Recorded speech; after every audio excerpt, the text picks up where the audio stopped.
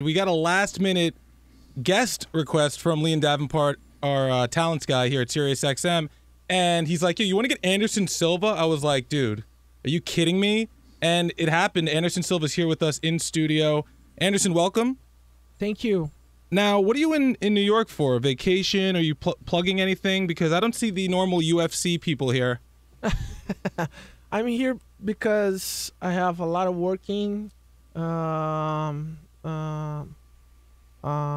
lot of business, and offside the UFC. That's it. Now, you've had some time since your fight with Chris Weidman, about over a month. How do you feel now? Are you ready to get back to fighting? You've spent time, I assume, with your family. You've been in Brazil doing what you need to do with friends and stuff. Are you 100% mentally and physically and ready to get back inside the cage? Yeah, I'm very, very excited. I'm ready for the rematch. The new Anderson's coming in December. Anderson Silva 2.0. Now, looking back on the fight, I'm sure you and your team watched video of the fight. What do you blame for your loss to Chris Weidman? Is there anything you did in particular that you thought you could have done better when you fought Chris? So the fight is the fight. You have the inside the octagon, you have the big moment and the fast moment magic. The Chris Weidman pick it up this time, you win. It's normal. What was it like the few days after that fight? What was the response in Brazil by fans, from your family? I mean, what was that last couple of days like? Because it's been forever since you've tasted defeat.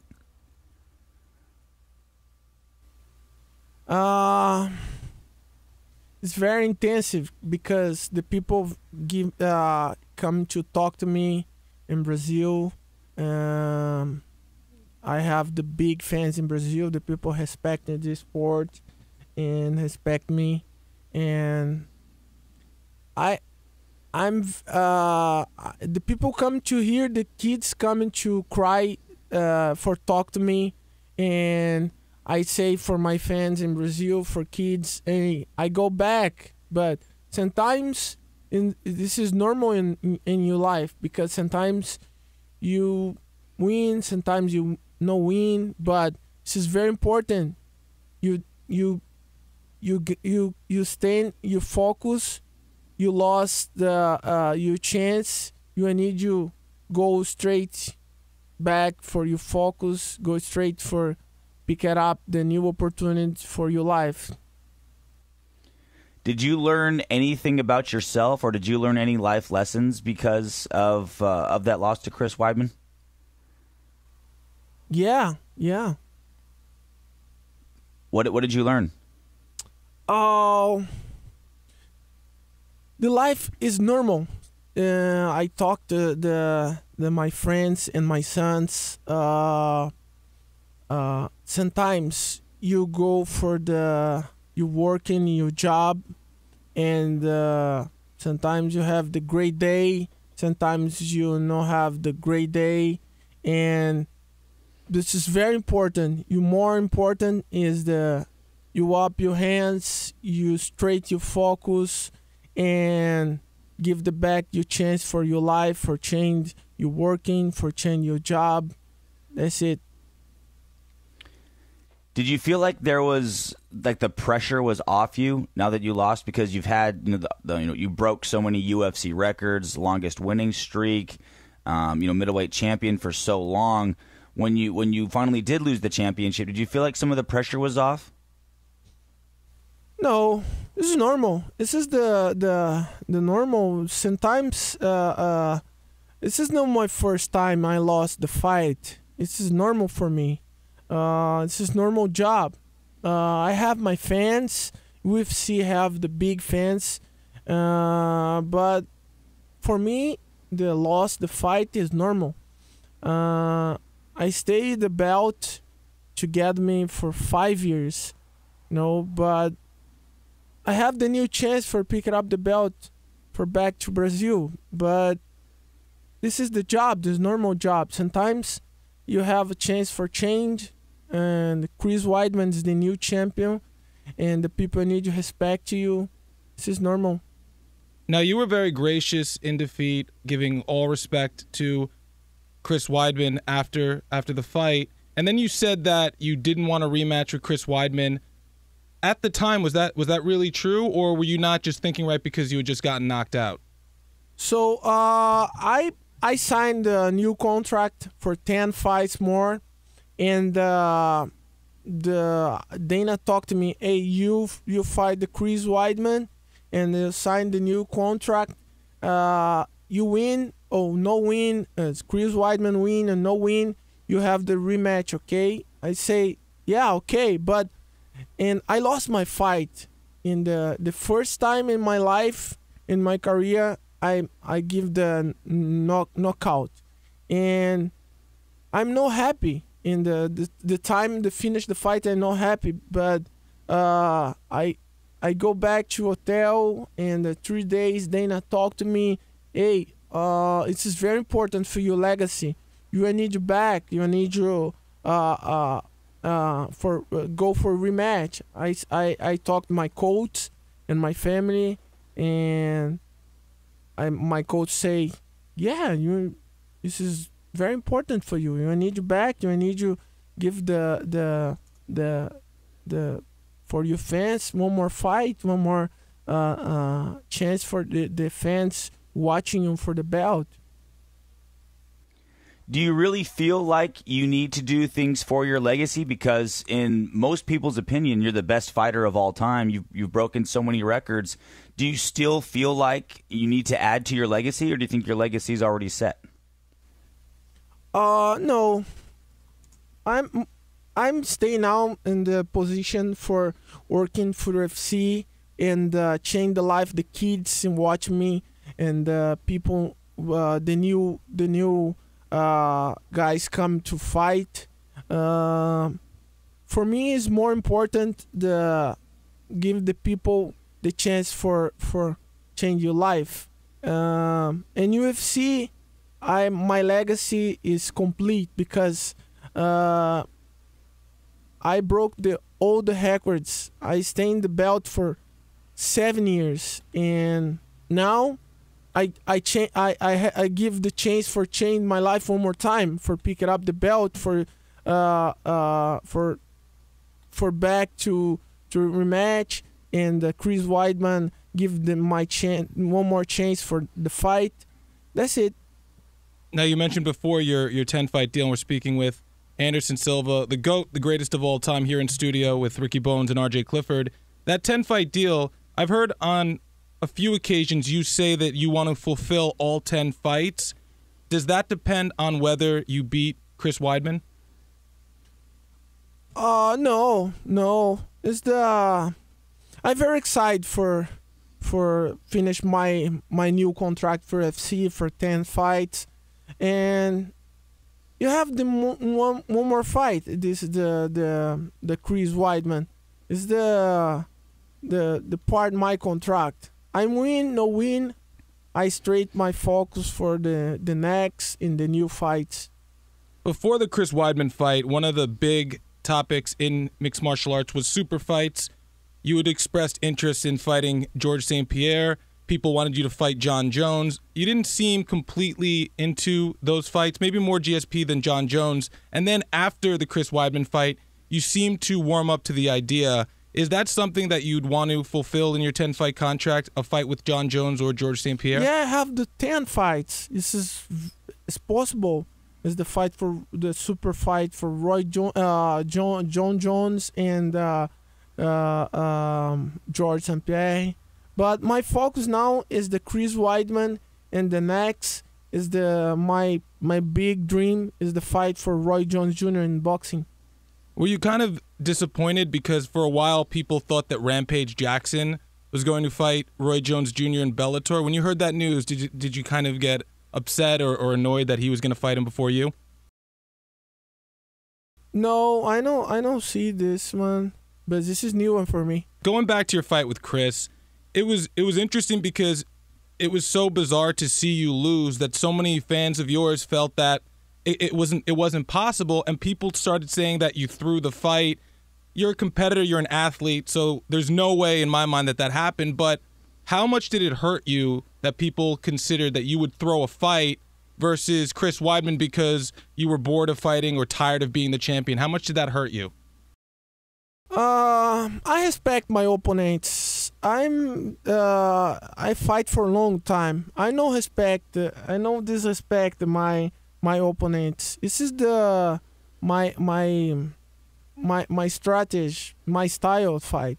And the people say Anderson no respect the opponent, no respect Chris Weidman, but this is not real. I respect the Chris Weidman. I respect my opponent.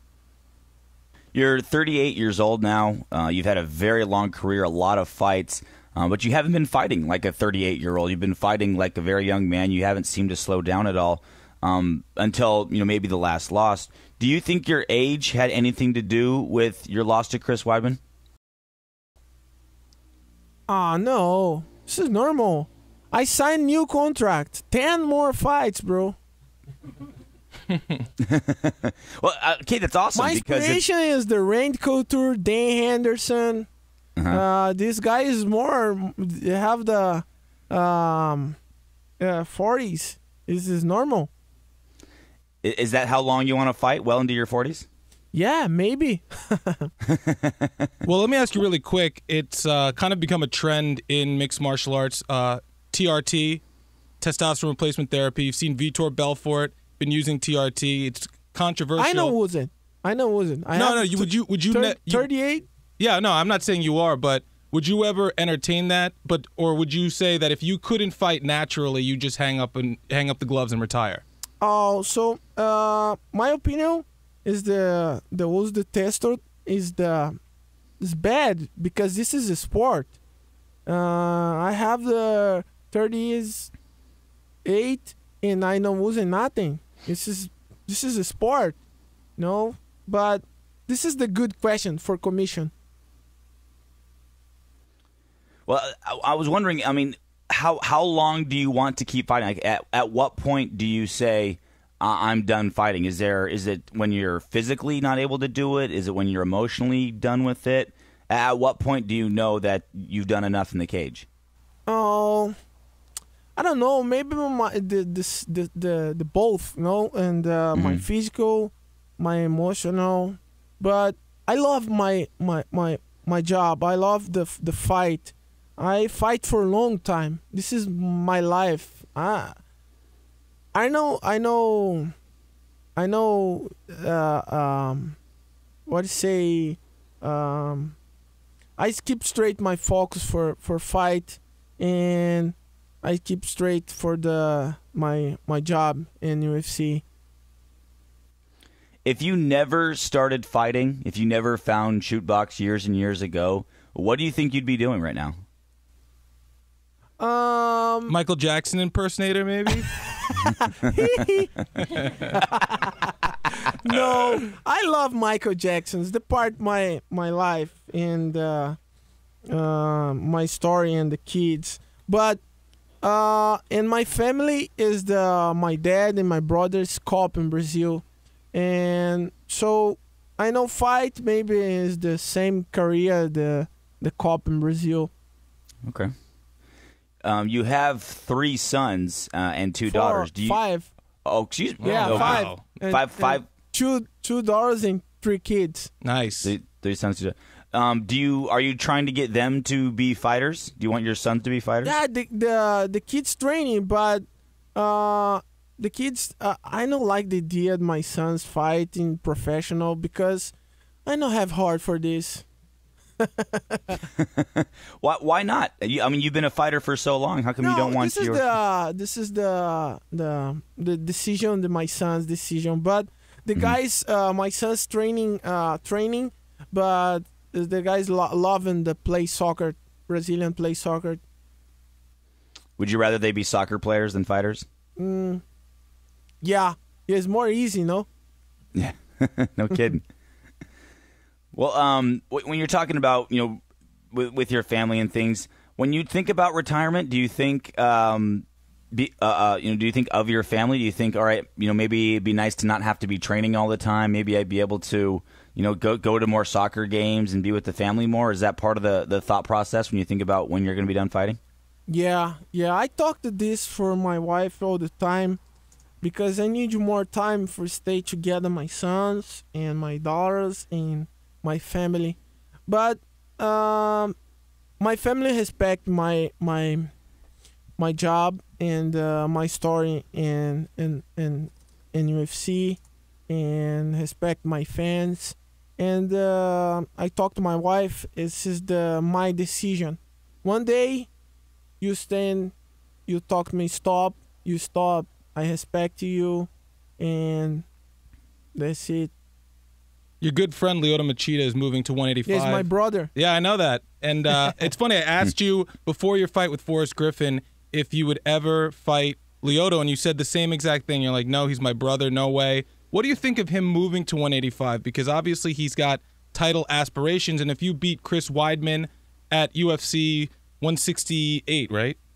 UFC 168, you're the champion, and he's going to be gunning for you. What do you feel about Lyoto moving to 185? It's the great idea. Lyoto talked to me. Hey, what is your opinion for I change the class? I say for Lyoto, yeah, man, keep going because this is good. This is very important for your legacy. I have my legacy. You have your legacy. I'm no fight you, but this is very important for you now because you have the great story in the mixed martial arts. Now, also, forget about Lyoto. You've expressed the fact that you don't want to fight other Brazilians. I think Vitor Belfort was a guy that people brought up a rematch with him. Why won't you fight other Brazilians? Oh, because this is the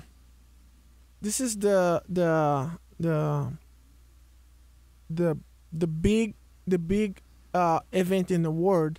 And this is sometimes you working together in Brazil, you're working together in the fights together, working together. Sometimes you stay together too long time for all the guys in Brazilian, and I don't like the fight in Brazilians because I respect the guys, I respect all the fights in the world, but as the Brazilian specific, I don't like the fight.